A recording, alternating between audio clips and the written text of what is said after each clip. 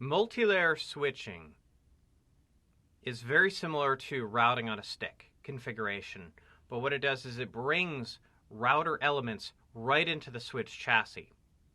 What are we going to do to configure routing between VLANs on a multi-layer switch? We're going to set up what is called a switch virtual interface, an SVI. Now, I've been in Cisco for a while now, and back in the day, we, in fact, didn't really have these. And we had other elements to do routing for us. And we had what is called a BVI, a bridge virtual interface. And this SVI is the evolution of that.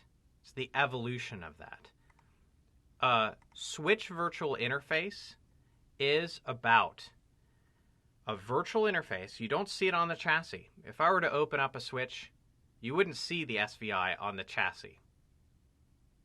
It's not a physical port. It's a logical port whereby the chassis plugs itself into that broadcast domain and presents us a logical place for us to put in an IP address. Now that's really significant because the IP address, having one, along with a subnet mask, gives us knowledge of how to reach a subnet.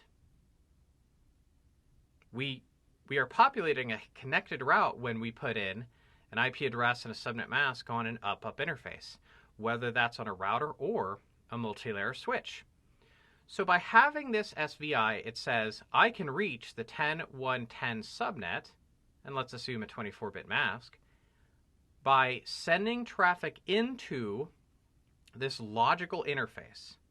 And the logical interface is plugged into the broadcast domain for VLAN 10, and then if I were to communicate, it would go into maybe that port or down the trunk link, and so on and so forth. Multi-layer switches allow us to have multiple SVIs. That's important. And you might have an SDM template that constrains the number of interfaces that you can have in this regard. But by having two or more SVIs properly configured just means that they're up, and that they have an IP address and a subnet mask. That's all it takes. That enables the switch to route to that VLAN and back into that VLAN. So now, what would happen if traffic needed to go from VLAN 10 to 20 or vice versa? If it's going from 10 to 20, it's going to go up to the default gateway.